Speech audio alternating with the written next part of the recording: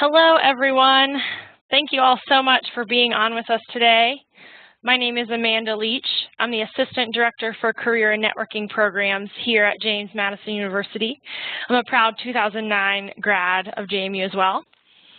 Today's webinar is brought to you by the JMU Alumni Association. We're excited to bring you this alumni webinar program with the goal of providing career-related resources that help you develop your professional self.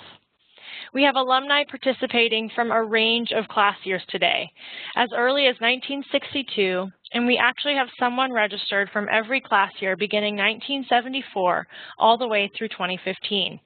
I want to say thank you for logging on. Your feedback means a lot to us, especially with a new program. You will receive a follow-up survey after the webinar. Please take the time to give us feedback so we can improve this new program. Before I introduce today's speaker, some brief housekeeping notes. If you are participating live, know that your microphones are muted.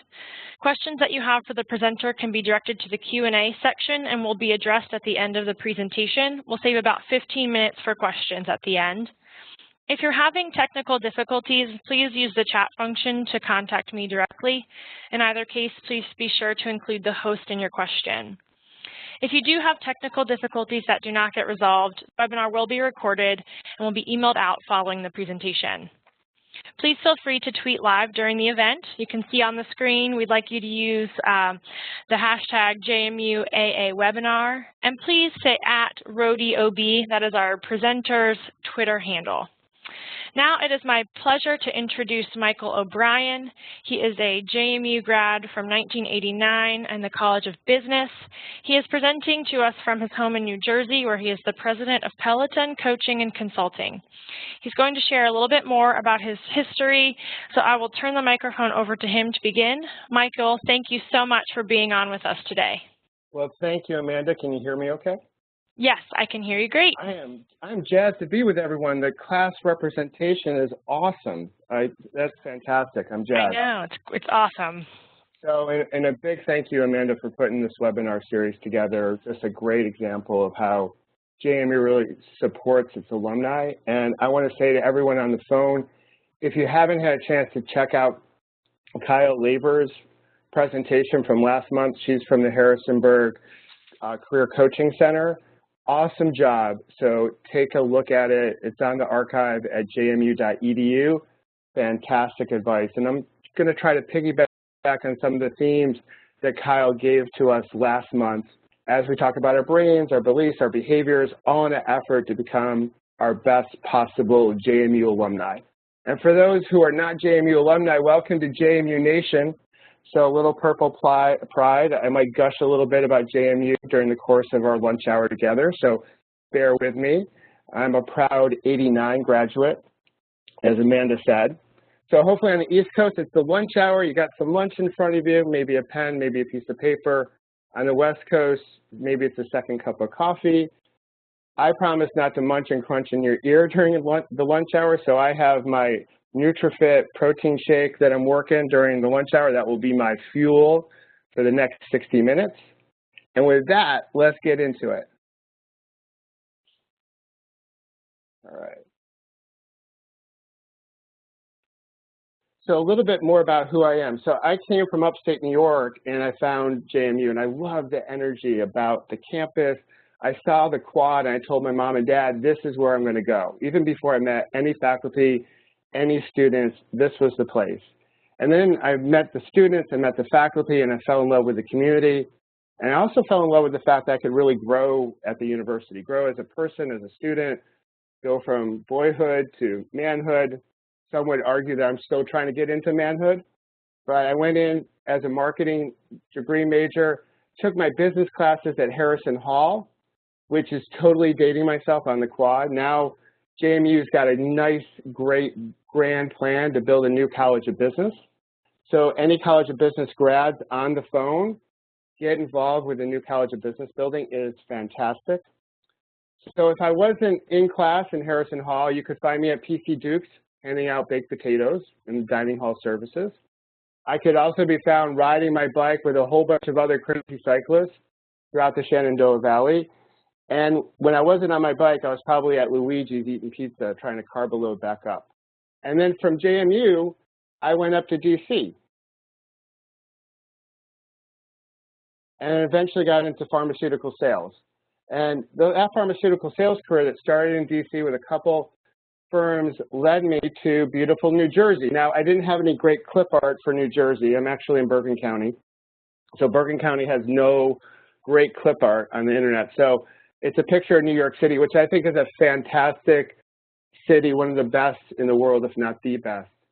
It's a great example of bringing people together from all different walks of life, religions, philosophies, cultures, and they can live on this little island in relative peace, which is, I think, a very optimistic point of view. So when the world is maybe giving us a little challenge, as it is currently, I look at New York City as an example of what can happen when we all come together in one great community, much like we did at JMU. So I actually was moving my career along pretty nicely. I was, a sales rep, came into marketing, I had a couple different promotions. So on paper, things look pretty cool, right? I was the lead marketer for a great drug called Aricept for Alzheimer's disease. I had 2 young daughters, 3 years old, and a newborn, so like 6 months old. I had bought a new fancy car with my promotions. I was sort of living the life, had a great marriage. And so again, on paper, things were looking pretty cool. But I had a lot of internal churn, right? That how to deal with the pressure to be a commercial leader back then in 2001 was tough, right?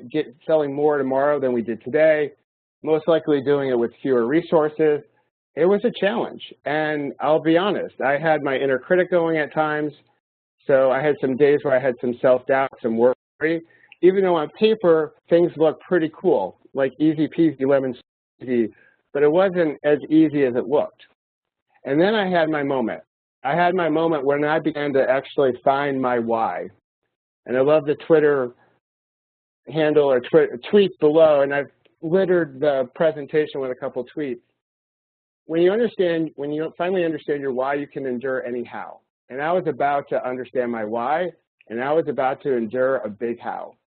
So I'll fast forward to July 11, 2001. So this big event didn't happen at 7-Eleven, so it has nothing to do with Slurpees or those disgusting hot dogs we see when we go into 7-Eleven. Not sure who actually buys those. But actually, on July 11, 2001, I was at a company meeting, a meeting that you guys have probably been to in your careers. You arrive on Monday, you leave on Friday, half-day Thursday to do something special. Some people play golf, some might go to the spa, some might go shopping. I was out in New Mexico, and I was jazzed because I had never been to New Mexico before. And so I thought I'd bring my bike, right? I was training for an event. I thought, what a great way to spend my Thursday afternoon on a bike ride in New Mexico. The thing is, I never made it to Thursday, at least at that hotel. On the second day of the meeting, I was riding my bike in the morning right before the meeting began. I didn't want to go to the hotel gym. And I came around a loop of a hotel property route that I was on, and a Ford Explorer was coming right at me. He had crossed the center line of the road, and was going about 40 miles an hour right at me. I had no reaction time. I went right into the front grille, flipped over into his windshield, broke through his windshield. He came to a screeching halt, and I fell to the asphalt. The impact was so significant that my Ironman watch that I was wearing broke off and flew 200 feet in the other direction. So if any of you are at the football game this Saturday against Colgate, so go JMU, beat Colgate. My wife went to Colgate, so it makes for a very interesting thing this week in our household. My watch flew that far, or almost as far as the whole football field. And so my first thoughts when I actually came back to consciousness and the EMTs were all around me, really showing great compassion and great care on what was a brutal accident scene. The first thing I asked the EMTs was, and I think only cyclists will really appreciate this, I asked them, how's my bike? Which is crazy, right? And so that EMT sort of looked at me a little funny, and I think he made a note to check for, traumatic brain injury. My next thought was, oh my God, I'm going to be late for this meeting. And those who know me on the phone know I don't like to be late. And I realized I was actually not going to be late. I was going to miss the meeting altogether. And if I had come up with like 10 reasons, 100 reasons why or how you can miss a meeting, this certainly would not have made the top 100. The next thought I had was like, oh my God, my wife is going to kill me. This is not going to be good. We had 2 young kids. Life was like pressure packed. We had a whole bunch of things going on, a lot of to-dos, a long to-do list, like most young families. This was not going to sit well in the family. The next thought I had is, if I live, life will be different. The first surgery lasted 12 hours, and when the vascular surgeon came out, he basically told my wife, your husband's been in a very bad accident. We did the best we could. The next 48 hours are going to be critical. And off to the ICU I went. What I didn't realize when I said, hey, life is going to be different if I live, was how close to life or death I was. I had multiple fractures, but I actually had fractured and shattered my left femur, and when that left femur shattered, it lacerated my femoral artery. He later told me that if I was not in shape or 10 years older, I probably would have bled out before I actually got to the hospital in Albuquerque. So when I came out of the ICU into the ortho wing, I started to gain my bearings. I started to hear what the physicians had to say, and it was filled with limitations, the life of burden. They would tell me, you're so lucky, and I was like, I don't see any luck in any of this. No luck at all. I was scared, I was fearful, I was angry. The driver had a revoked license. I was in a funk. Life was certainly different, but it just happened to be darker. So I tried to put on a good game face when people would call. My parents flew out, and I'd be like, yeah, when the going gets tough, the tough get going. But deep down inside, just didn't believe it. So when everyone left for the day, after visitation hours were over, I would argue with reality. And as Byron Katie says, when you argue with reality, you lose 100% of the time. I was playing the victim to my wife. Why me? Why did this happen? Without any regard, really, that she had sort of just become a single mom of 2 young kids under 3, and a husband that needed a lot of rehab. They eventually flew me back to New Jersey, and that's when I had another shift. I had the shift to really understand my why, where I shifted from why me, why did this happen, victim mentality, to why me, what's my greater purpose? The whole concept of things don't necessarily happen to me, they happen for me, and this was an opportunity to actually respond in a way that would help me become my best. So I could be the best husband, the best father, the best coworker, the best leader at work, and I knew I had to shift my mindset. So a lot of the presentation today is about this recovery and the lessons I learned around shifting our priorities, shifting our mindset, so we can maximize our life and time on this planet. So that was a real big shift, and I realized that I wanted to, my why was about building, it was about creation, about helping leaders perform better at work, helping teams become more engaged. And I took that philosophy back into work, where I eventually moved from that marketing director role to a VP of sales, marketing, and operations. And I took that same mentality back into my cycling, so I got back on the bike and back to racing. And eventually, I opened Peloton Coaching and Consulting. So Peloton, my firm, as Amanda said, is all about leadership development, team development. I help people find their why in career transition. And for those who don't know, a Peloton is a group of cyclists. So you can think of a Tour de France or all those crazy cyclists that clog your roads on Saturday and Sunday. They need trust and leadership and coordination and communication in order to go down the road as quickly and as swiftly and safely as possible. And I needed my own Peloton, the people who donated blood, my trauma team, my rehab specialists, my friends, my family, my wife, my girls, they were my Peloton. And those same attributes of trust and leadership, coordination and communication are needed in today's work environment, and I believe more than ever. So that's what Peloton's all about. So that's a little bit more of a framework of who I am. It definitely influences the presentation. So I went a little long on that. I hope you don't mind, because now I want to turn my attention to you and your why. So I love this question by Mary Oliver, poet and author, and I'm stealing it from one of our great College of Business professors, Dr. Bob Koloniski. I met Bob through the Executive MBA program at JMU, and I met a whole bunch of great executives part of his cohort. An excellent program if you're thinking about getting an MBA, a little JMU gushing right there. But Bob started off his class this way: what do you want to do with your life? What's your why? And so many times we run through life so crazed, so quickly, we never stop and ask. We're too busy in high school trying to get to the right college, too busy in college trying to get the right job, and then we start climbing the corporate ladder. I know I never really asked about my why or what my definition of success was in the early parts of my career, certainly not in 2001. That internal churn that I felt, I thought, well, it will get better with the next promotion, the next gadget I happened to buy. But it didn't really get better because I really wasn't sure what I was going after. And when we don't stop long enough to ask these important questions, we can have a lot of regrets during our last days. And this is actually from a study done in Australia by a hospice nurse. So she asked her patients, do you have any regrets? You know, you're in the last stages of your life. And the regrets really sort of pivot on choice. I wish I didn't choose to stay at work so much. I wish I chose to go with my family or pursue personal interests more. I wish I had expressed my feelings more. I wish I had the courage, which reminds me of Brene Brown, who's done so much great work on vulnerability. Many of you, I know, have heard her TED Talk, which is fantastic, around vulnerability and how that's a pathway to courage. Or I wish I had judged less and forgiven more, which is really powerful. Those around us, of course, right, judge them less, forgive them more. But this is also very appropriate for ourselves because we are our harshest critic.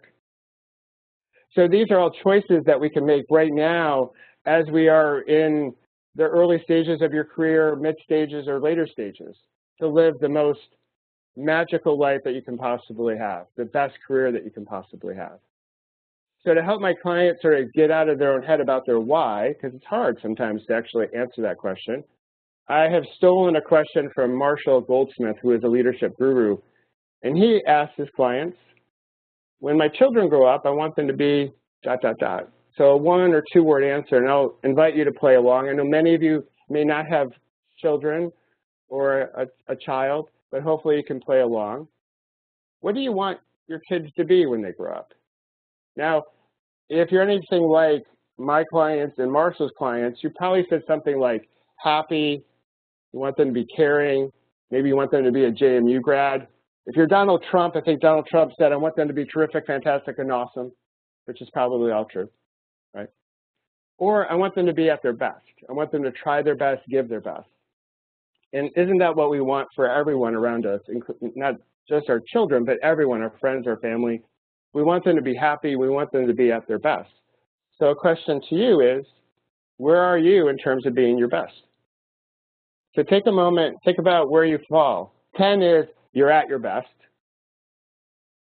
So as you write down where you think you are, try to do it without any judgment. So if you're at a 5, you're at a 5. Don't beat yourself up for being at a 5 and you think you should be at a 9 or an 8. If you're at a 2, that's okay. Just have some awareness and acceptance that this is where you are now, and this awareness is going to help you change, help you grow. So again, try to do it without any judgment. And your best is your definition. It's not mine. It's not your best friends. It's not your spouses. It's not your mentors. Your best is your definition. Because now, once we have this awareness, we can start changing. And this is a JMU mantra for everyone not familiar with JMU. Be the change is part of our mission, part of our mantra is Dukes, Purple Pride. But if change was easy, right, it would be one seminar, one book would be done, and we could just change. It would be really easy. We probably wouldn't even need a mantra or a mission around change because it would be that easy. Now, I know many of you probably love change. I am not one of you. Change is hard, right? Change is hard for a lot of us mere mortals, right? It can feel radical, especially if we don't necessarily have a strong community or if it's not really connected to our why, which are so critical to actually bring about change, to have that strong peloton, that strong community, and a connection to why we're doing it. And it should come from a place of compassion, not necessarily a sense of fixing something. Because when we're fixing something, we bring some of the emotions of shame along with it. So change, even in a work situation, can have compassion, can actually have love and care and empathy. And when change works, it comes from a compassionate point of view. But it doesn't go anywhere unless we look in the mirror, much like Michael Jackson, right? The man in the mirror. Or nothing changes until I change. Nothing changes until you change. And the first step about changing things is really around awareness, right? That's the first step. Because being aware of what we're thinking, how we're dealing with our circumstances, allows us to actually get out of our own way, get out of our own head. And then we can have the genius that's found within us and around us that actually come through us. Much like many of you have probably done at 2 a.m. when you've had those term papers, and this goes back a long time for me. But you just get in the flow, right? And you put out one incredible, awesome term paper. The genius starts coming through you. Once you can actually get out of your way, get out of your own blocks, the writer blocks, or whatever blocks you may have, or just the procrastination block, and you put out some really awesome work. And this is all due to actually gaining some awareness. But again, change is tough. And change is tough for 3 areas I'm going to actually focus on today: stress, our priorities, and our beliefs. So we live in a VUCA world, and VUCA stands for V-U-C-A. So the V is for volatile, the U is for uncertain, the C is complex, and the A is ambiguity. You probably throw another A in there, there's probably a little bit of anxiety in the world too. Now, we wouldn't want it to be all bland and vanilla, right? We'd get bored with that. So a little uncertainty, a little complexity actually motivates us, gets us going, right? But this VUCA world that we live in is difficult, right? And so it can be stressful. So I don't necessarily have any pixie dust today or magic wand or magic JMU beans to eliminate the stress, but certainly we can deal with the stress differently, right? So much like the ocean, right? We can't stop the waves in the ocean from waving, right? We can't stop the stress from happening, but we certainly can learn how to surf. We can learn how to deal with the waves of stress. So we're better at actually taking on any pressure or any stress that may be out there. Excuse me. Because really the only pressure that we receive is the pressure that we invite on or take on. So it's this concept of how do we actually surf the waves of stress a little bit better. So we want to learn how to surf. And one way to learn how to surf is actually to look at our brain. So that fabulous thing on top of our shoulders, right? And I want to bring your attention to 3 parts of the brain because this really drives a lot of our emotion and our behaviors and our thought process and our patterns. And I want to talk about how it relates to you at work, but also how it relates to just the global environment that we live in. So the first part of our brain that I want to bring your attention to is the reptilian brain. And this is hard-coded for safety. If it could talk, it would say, hey, am I alive or not? It controls things like your heart rate, your body temperature, your breathing, your circulation, all that jazz. So it's safety first and foremost. The next part of your brain, also geared for safety, is the mammalian part of our brain, or our limbic system. This is where that amygdala is housed. So when we have that amygdala hijacking, that hair on fire moment, it comes from our mammalian part of our brain. And again, it's all about safety, but more in terms of friend or foe. So going back to those prehistoric times where the saber-toothed tigers maybe roaming the village, right? Am I going to be dinner, have dinner, or not? So it's trying to determine friend or foe. It's trying to determine if things are safe or not. And it's also responsible for the flight, fight, and freeze phenomenon that we experience. And it generates a lot of different emotions, right? It generates anger, fear, sadness. It also generates things like happiness and joy. And we're right now experiencing it, right? We went through Paris just a few weeks ago. Last night as we were going to bed or when we woke up this morning, we were dealing with what happened in California yesterday, which is so tragic. But it's bringing up certain emotions, and that's our mammalian brain at work. And when those emotions are present, it's really easy to react in terms of what we say and our behavior. And you see some of that playing out in the news as far as the reaction and how we're dealing with this stress. Because this is a powerful stress, because right now with California, we see emotions like anger and fear and sadness. And it is driving some of our dialogue. And sometimes that dialogue isn't the most productive. But we do have choice. And if we pause just long enough, we can actually tap into our frontal cortex. That part of our brain, if you ask it to talk, it would say, hey, what can I build? What can I create? What can I do? How can I solve this challenge in front of me? It's where we actually start learning languages. We have empathy. So when we want to build highly engaged teams, that's where it's at. It's about executive decision making. It's about reasoning and rationalization. And the frontal cortex, the rational brain, along with our mammalian part of our brain, our emotional brain, really makes up emotional intelligence. And we can actually tap into our frontal cortex more frequently. So yeah, we have the situation right now going on with terrorism and stuff, and our limbic system is really firing. And when it does, it releases stress hormones like cortisol and adrenaline. And those are good in short bursts for emergencies. But over the long haul, they can have a toxic impact on our performance at work and just our overall quality of life.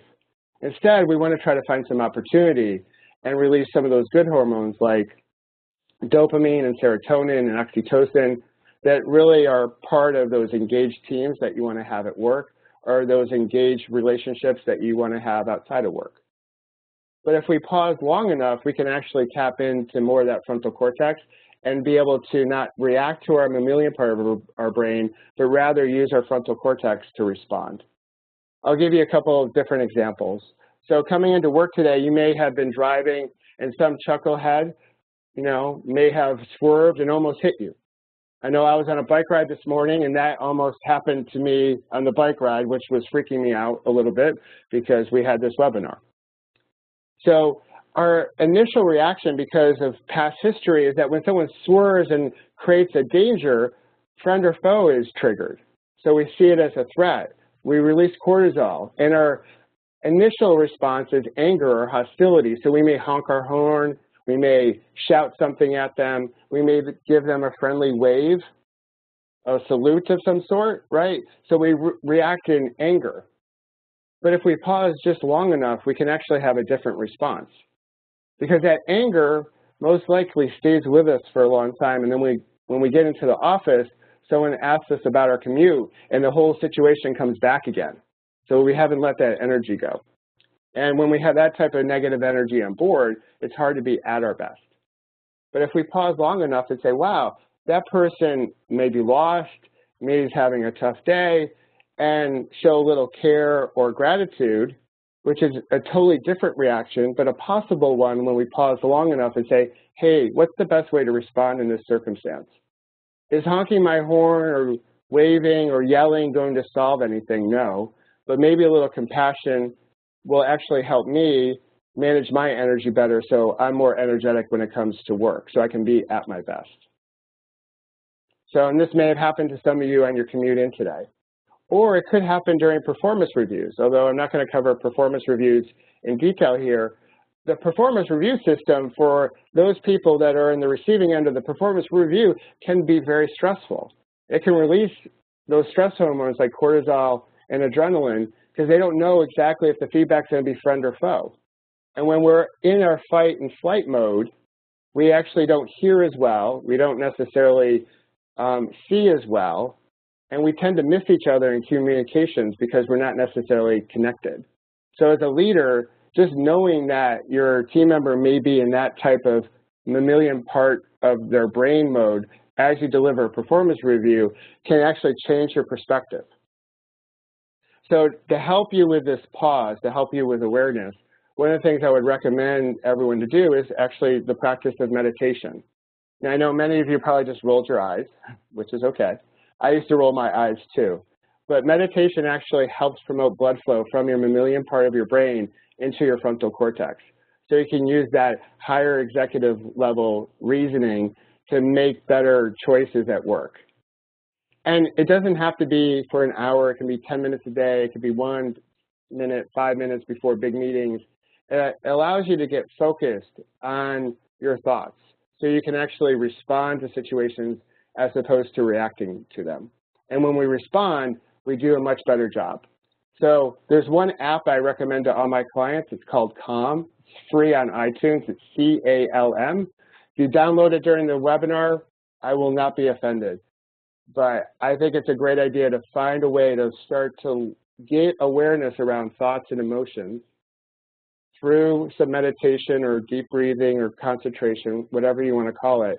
So you're in a better position to recruit that frontal cortex so you can make better decisions to help you become your best. The other thing that we have in our environment that sort of gets in our way from us becoming our best is our to-do list, right? So this idea of being really busy. And so I want to play this out. So, and it's around strategy, right? Strategy as a company, maybe your product has a strategy or should, or you have a personal strategy in life. It's all about the choices you make. And so when our energy is all over the place, when we're doing 1,001 different things, when our to-do list is 1.5 miles long, we can go around to our colleagues as we go walk, after lunch and say, hey, how are you doing today? And a lot of them are going to say, busy. I'm stressed. It's like crazy around here, right? And a lot of these companies do these stop, start, and continue exercises, and they're really awesome at starting and continuing things, but they really stink at stopping stuff. Again, we live in this VUCA world, right? It's uncertain. So what happens a lot of times when we don't know what's actually pushing the needle forward, we tend to do a whole bunch of different things. But when we do a whole bunch of different things, we really can't be at our best doing 1,001 different things. We're at our best when we actually have focus.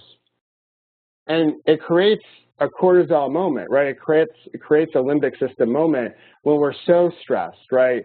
And so this is where you see personal or departmental agendas coming up, because they're like, hey, slow down, you're moving too fast.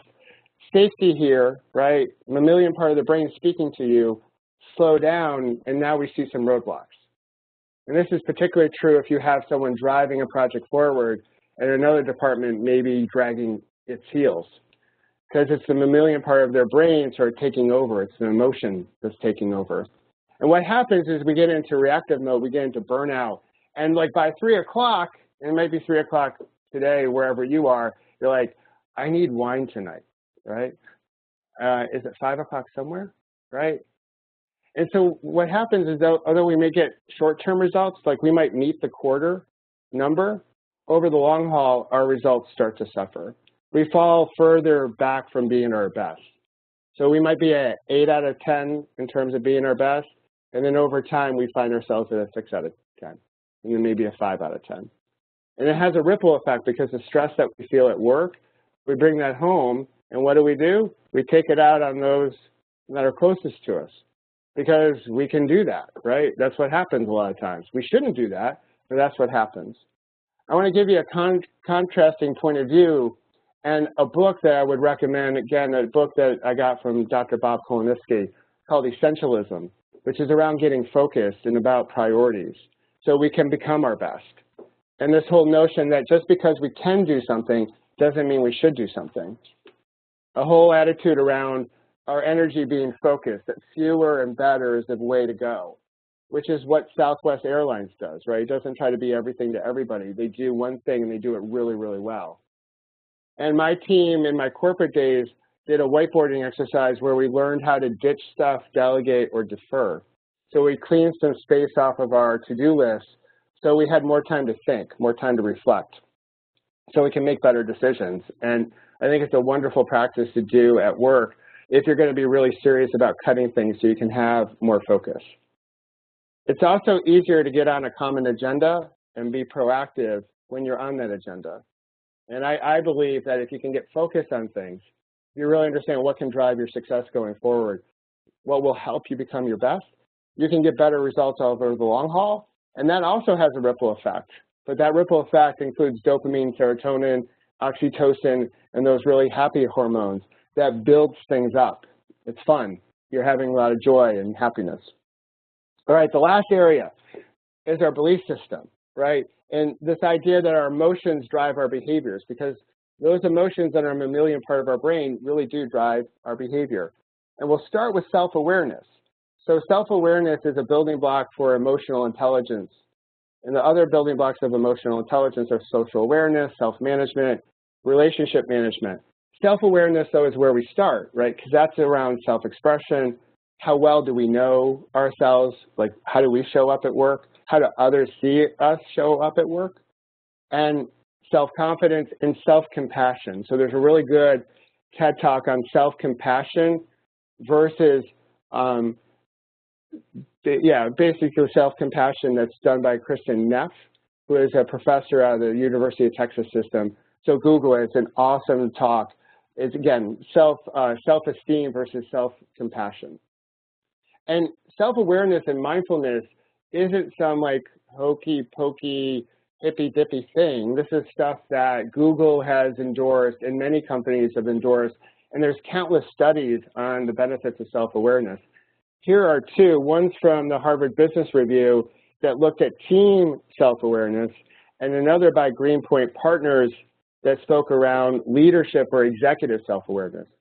Both pointing to the same direction, that self-awareness is a key driver in becoming your best, whether you're a leader or an individual contributor. Now, I listened to this podcast called Elevating Beyond. It's on iTunes. It's really awesome. It's done by Coach Dane and Mark Minyard, who actually just released a book called The Story of You. Not a bad holiday gift. But they're really big on this quote. I hear it all the time when they talk. More levels, more devils, right? This whole concept that the higher you go up in the organization, the more success you have, the more complex it gets, the more devils are out there and about. So more levels, more devils. I love it. And so I say that to all those people that want to climb the corporate ladder or maybe at the top rung of the ladder right now. Buying into self-awareness and really getting a good sense of who you are is so important as you get higher in the organization, because your peloton gets a little bit smaller up there. The air is a little bit thinner, and self-awareness becomes even more important. So more levels, more devils, elevating beyond. Really cool podcast. They're entertaining. They're a little crazy, but they're good. So as most podcasts are. So the final stage, mindset blocks. So when we think of our challenges in front of us, we want to see as many possibilities, as many choices in front of us as possible to have the best solution, right? But a lot of times our own mind gets in the way. We limit our view of the world. We see the world from a blinder's point of view as opposed to looking at things through a prism. So these are common mindset blocks that exist a lot in life, also in work. And the first one I want to start with is this limiting belief block. And Roger Bannister is in the picture on the left. He actually broke the 4-minute mile back in 1954. And I know many of you know the story. But prior to 1954, people thought it was impossible to break the 4-minute mile. In fact, if you tried it, you would die. You would have a cardiac event. And Roger Bannister said, I'm not falling for that. I'm going to make the impossible, or what looks like impossible, possible. And he trained differently, and he broke the 4-minute mile. And as soon as he did it, other people believed that they could also do it too, and a whole bunch of people broke it shortly thereafter. It's amazing what happens when we open our mind up to what's possible. Now, some limiting beliefs that are common in work are leaders are born, not developed, right? If you believe that leaders are born and not developed, and you look at your team, you may not be including everyone in your team that you could actually develop into a leader. And can we be real for a sec? The leaders that say that leaders are born and not developed were probably developed during the course of their career. Now they're in a position to say leaders are born, not developed, which is absolutely positively not true. We also have limiting beliefs that get in our way to have gender equality in conference rooms and boardrooms all across this nation. As a father of 2 daughters, I want the world to be different for female leaders. And I know that as leaders, we have to change our attitude and really check in on our limiting beliefs. They may prevent us from actually promoting very competent leaders to those C-level positions across industry, across really the globe. So that's a limiting belief block. So I would encourage you to sort of think through, what limiting beliefs do you have? What limiting beliefs exist at your company? Because it's probably giving you just a narrow view of your world, and there are probably other opportunities out there if you can open it up and get closer to sort of a prism view of things. The next mindset block is brought to you by our friendly friend, Eeyore. He's so adorable. He's a bit of a Debbie Downer, right? But he is adorable. An assumption block is basically this belief that something happened in the past, it will certainly happen again. I was having lunch with a CEO for a cancer advocacy nonprofit yesterday. She's been in the role for about 15, 16 months. And she's like flabbergasted because she would go to her people and say, hey, let's try this. And they said, oh, we've done that 7 years ago. We tried it. It didn't work. Can't do it again. So you block innovation when you have this assumption block. And this actually is very present as we go after promotions or go after new jobs. You might have gone after a promotion. You may not have gotten it. And now we say, oh, why bother trying again? I'm probably not going to get it. Last time I went for it, I didn't get it. And so when we look at things that way, we're going to limit the amount of energy we put forth, the amount of effort we put forth, and it becomes a self-fulfilling prophecy, right? Yeah, well, we didn't really try that hard to actually make it work this time around, so certainly we'll probably fail. So Eeyore believes that he's going to lose his tail again and again and again, right? He doesn't necessarily, he doesn't do anything differently actually to sort of stop it, pins it on, but he's a donkey. So he's got some limitations. We humans, though, we can actually challenge this assumption block and see the world a little bit differently. The next one is brought to you by the poet Jerry Seinfeld. So when he asked or requested that Elaine look to the cookie, the great black and white cookie, a quintessential cookie in New York City. But Jerry, although he may live in this black and white world, this binary ones and zeros, it's black or it's white, we don't. We live in shades of gray. And the great leaders can actually execute really well in the shades of gray. And for us to become our best, we need to operate in shades of gray. And interpretation blocks are really just that. When we see something, we see an event, a situation, and we draw a false conclusion. A great one at work is, I sent the email out and Bob didn't respond to me. And so we sit at our desk weaving this beautiful story as to why Bob didn't respond to me. And it's usually quite negative, like he doesn't like my idea, he's being passive aggressive, he's, doesn't respect me, yada, yada, yada. And all that could be true, but I could probably come up with 10 different reasons why he hasn't responded. It could be he's working on your idea, he just hasn't communicated back. Maybe he's just a poor responder. Maybe he's out sick, maybe he's out of office. There's a whole bunch of different reasons. Another one that came up with one of my clients, where in a conference meeting or multiple meetings, one particular team member doesn't talk. And so my client was like, she doesn't talk, she doesn't participate in meetings, she doesn't know anything, she should not be attending. And so, well, the fact that she knows something or not may or may not be true. That's one version of the world, right? It could be that she's too nervous to participate or uncertain or has some self-doubt. So interpretation blocks happen all the time when we sit on the sidelines and we determine what the actual conclusion is. And if we don't check ourselves, we may actually be drawing the wrong conclusion. And when we draw the wrong conclusion, sometimes we are left with fewer options, or we make the inappropriate choice to really execute our strategy. The final one is actually the most powerful one. It's called our inner critic. Some of you may have heard of it as a gremlin, right, or imposter syndrome. We get to that big job, we just got promoted, we're all excited, and then we get to our desk, and another Seinfeld reference, the Penske file is waiting for us, and we're like, we're not Penske material, we don't know what to do. They're going to find out that, hey, I'm not good enough, I can't do this. And there's worry. It's all stuff in our head, this movie in our head that plays a lot of times, especially when we get into stressful situations. Again, it's that mammalian part of our brain taking over. And those emotions driving our behavior, but the behavior is really getting stuck. I just read something on the Cleveland Clinic's website that we have 50 to 60,000 different thoughts in our head each day, and over 80% of them are negative. Think about that. That's amazing. So imagine trying to facilitate a conference room or a WebEx with 50,000 different thoughts, where 80% of them are negative. So you have to be one heck of a CEO of your own brain to be able to not listen to that, or at least be aware of the inner critic when we have some fear, some worry, some self-doubt, and then have enough awareness to pause long enough to say, okay, do I want to listen to that, or do I want to take a different action that will actually get me closer to being my best? Now, my clients sometimes ask, well, why do we do this? Why do we beat ourselves up, right? Our boss can give us criticism, but we will be our biggest critic, which is so true, right? We are the most critical out of anyone in our lives about our own performance. Well, a lot of times we do it because we want to motivate ourselves, which can really work in the short term, but only in the short term. Over the long haul, what happens is when we beat ourselves up, we actually become the attacker and the attacked.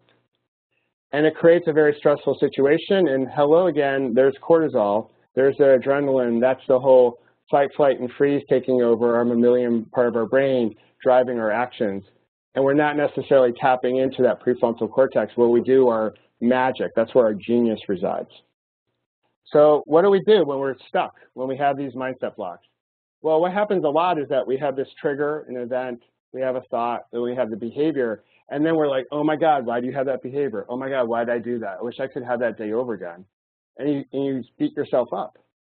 And then we repeat it, and we keep on this like cycle.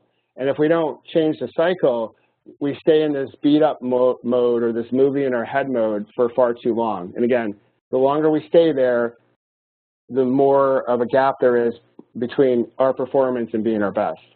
A different way of doing it is having a trigger, having the same, having a thought. It could be worry, it could be fear, it could be self-confidence, anything like that.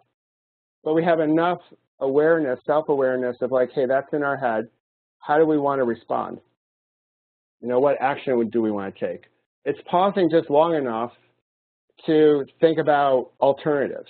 And again, if we practice some meditation or just deep breathing or just getting away from all of our gadgets just to sort of think, we're in a better position to actually respond.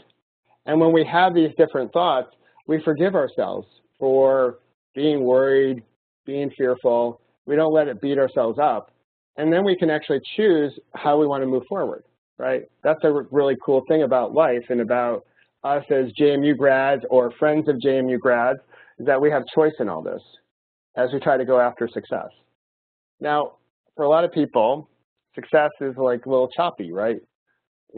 Success looks like for the elite or celebrities, it looks like a linear path upward, like it's a smooth path, no bumps, no bruises.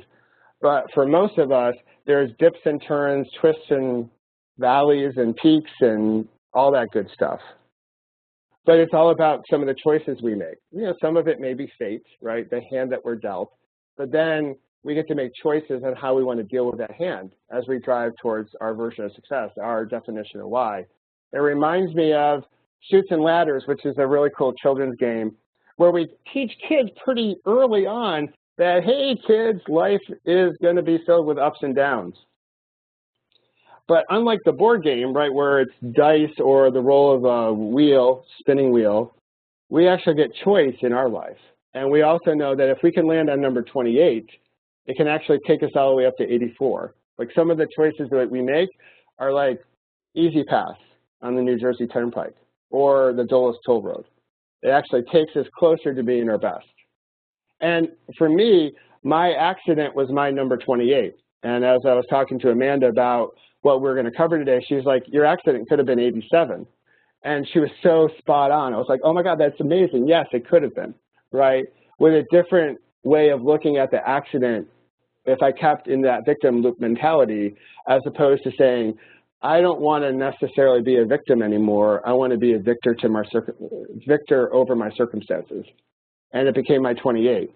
So I hope today, at least I sparked some awareness, some thought to help you find your 28 so you can get closer to being your best. With that, I'll give you my contact information. If you go on my website, you can request a free download of a PDF playbook that I've created to help stimulate some thoughts for you on your definition of success, some leadership questions you may want to ask, some leadership attributes that you may want to role model. And if you email me and you say that you've been part of this webinar before the end of the year, for any corporate coaching that I may do for you, I'll give you 20% off the bill in 2016. Again, we don't have to do it this year. It's all about trying to start the conversation, which I would love to have an ongoing dialogue with a whole bunch of JMU grads and friends of JMU. And with that, I am going to turn it over to Amanda with this last slide to see if you guys have any questions. Go Dukes, go. Everyone on the phone, watch, because we have to beat Colgate on Saturday. If nothing else, I need bragging rights in my family that my wife's team goes down in a blaze of glory and JMU goes up. That's her 28th. So. Michael, this has been really wonderful. Thank you so much. I do want to open it up for questions, so if you have any questions for Michael, please turn that to the Q&A. Michael, I got to say, I loved all the Seinfeld references. Those were really fabulous. I think so many of the things you talked about were relevant to kind of anywhere that you are in your career, whether you're really looking at individuals or teams. One question that I had that our office often talks about is sort of what is this best litmus test to figuring out what you ditch, what you delegate, and what you defer. I mean, you know, we have really great events that we do and great programs that we do, but what's kind of the best litmus test to decide where you put things?